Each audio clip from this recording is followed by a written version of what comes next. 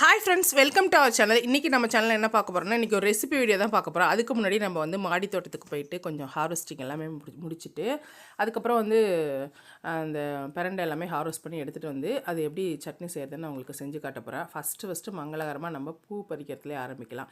இது பார்த்திங்கன்னா வந்து காக்கட்டாம் பூன்னு சொல்லுவாங்க. எங்கள் அம்மா அப்படி தான் சொல்லுவாங்க. வாசனை இல்லாத பூ. இது வந்து சீசன் குண்டுமல்லி, மல்லிப்பூ இதெல்லாம் வந்துட்டு அரும்புலாம் சீசன் இல்லாத நேரத்தில் பூக்கக்கூடிய பூக்கள் தான். மாடி தோட்டத்தில் கொஞ்சமாக வச்சு விட்டோம், சூப்பராக வந்து படர்ந்து வந்துடுச்சு. அப்பப்போ கட் பண்ணி விட வேண்டியதாக இருக்குது. இந்த டேபிள் ரோஸ் பார்த்திங்கன்னா நம்ம மாடி தோட்டத்தினுடைய ஸ்பெஷல் அப்படின்னே சொல்லலாம். ஈஸியாக வந்து வளர்க்கலாம். மாடி தோட்டம் வைக்கலன்னா கூட பரவாயில்ல, வீட்டிலே தொட்டி வச்சுருக்கவங்க கூட ஈஸியாக வாங்கிட்டு வந்து அழகாக வளர்க்கலாம். அதுக்கு அதிக பராமரிப்பு ஒன்றும் தேவையில்லை. இந்த கொய்யா இலைகள்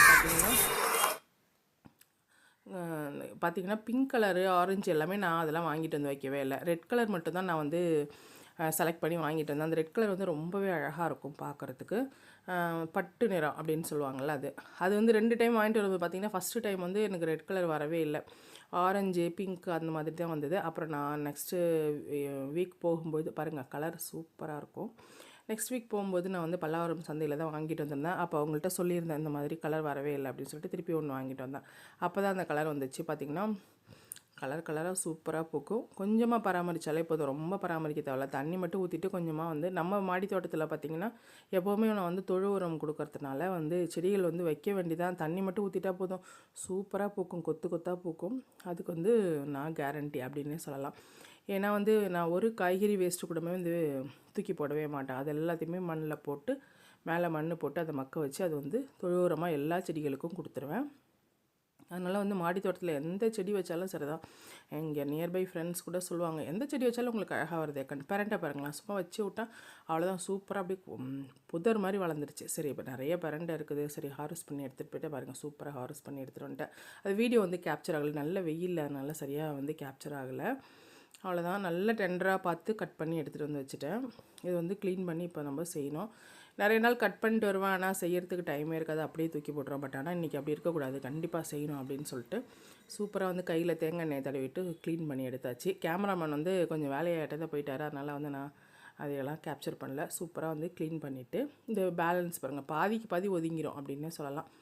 எல்லாத்தையும் வந்து நல்லா தண்ணி ஊற்றி வாஷ் பண்ணிக்கணும். வாஷ் பண்ணிவிட்டு தான் நம்ம வந்து இதை யூஸ் பண்ணோம். பிரண்டை சட்னி எல்லோரும் செய்கிறது தான், பட் இது வந்து உடம்புக்கு ரொம்பவே நல்லது. உடம்பு அப்படியே இரும்பாக்கும் அப்படின்னு சொல்லுவாங்கள்ல, கால்சியம் வந்து நிறையா இருக்கிறதுனால இது வந்து அடிக்கடி உணவில் நம்ம சேர்த்துக்கிறது ரொம்பவே நல்லது.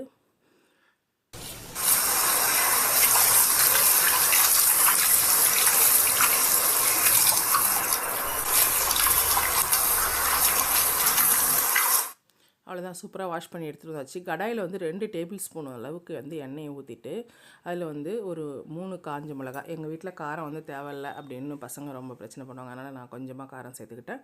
நல்லா வந்து 1/2 கப் அளவுக்கு வந்து உளுந்து, கருப்பு உளுந்து வந்து காலி ஆயிடுச்சுனால வெள்ளை உளுந்து சேர்த்துட்டு அதை நல்லா செவக்க வறுக்கணும். ரெட் கலர் ஆகிற அளவுக்கு நல்லா பொன்னிறம் ஆகிற அளவுக்கு வறுத்துட்டு அதில் வந்து 2 மீடியம் சைஸ் பெரிய வெங்காயம், 3 மீடியம் சைஸ் தக்காளி இதை போட்டு நல்லா வதக்கணும். ஃபஸ்ட்டு இதை நல்லா வதக்கிட்டு 2 இன்ச் அளவு இஞ்சி, கொஞ்சம் நிறையாவே குவான்டிட்டி இருக்கிறதுனால 2 இன்ச் அளவு இஞ்சி, ஒரு 10 பல் போல் பூண்டு எல்லாத்தையும் நல்லா வதக்கிட்டு ஒரு பிளேட்டுக்கு மாற்றி வச்சுக்கலாம். அது கூட கொஞ்சம் வாசனைக்காக நான் வந்து கொத்தமல்லி மட்டும் சேர்த்துக்கிறேன், ஃப்ளேவர் நல்லாயிருக்கும்ல அதனால். அவ்வளோதான், இது ஒரு பிளேட்டுக்கு மாற்றி எடுத்து வச்ச பிறகு நம்ம க்ளீன் பண்ணி வச்சுருக்கோம் இல்லையா, அந்த பிரண்டையோட தண்டு எல்லாத்தையுமே போட்டு நல்லா வதக்கணும். அது கூடவே ஒரு எலுமிச்சை சைஸு புளியும், அதுக்கப்புறம் வந்து 1/2 ஸ்பூன் அளவு கல்லுப்பு சேர்த்தே வதக்கிட்டோம்னாக்கா அதுலேருந்து அரிக்கும்னு சொல்லுவாங்கள்ல, அந்த இச்சிங் எல்லாமே இருக்காது. நமக்கு நல்லா சேர்த்து எண்ணெய் அதில் இருக்க எண்ணெயை பொது வேணுன்னா கொஞ்சமாக எண்ணெய் வந்து நம்ம சேர்த்துக்கலாம். சூப்பராக வந்து வதக்கி எடுத்து வச்சுக்கலாம். அவ்வளோதான், இதை வந்து சூப்பராக அரைச்சி எடுத்துகிட்டு வந்துட வேண்டியதான். பிரண்டை சட்னி வந்து நமக்கு வந்து அடிக்கடி உணவில் சேர்த்துக்கிறது வந்து நம்மளோட ஹெல்த்துக்கு வந்து ரொம்பவே நல்லது. அடிக்கடி நமக்கு க்ளீன் பண்ண டைம் இல்லைனா கூட அட்லீஸ்ட் வாரத்தில் ஒரு நாள் நம்ம சேர்த்துக்கலாம். சூப்பராக அரைச்சி வச்சுட்டா ஒரு வாரம் கூட கெட்டு போகிறது, இல்லைனா புளியெல்லாம் சேர்க்கணும்ல, நம்ம ஃப்ரிட்ஜில் வச்சு வந்து பயன்படுத்திக்கலாம்.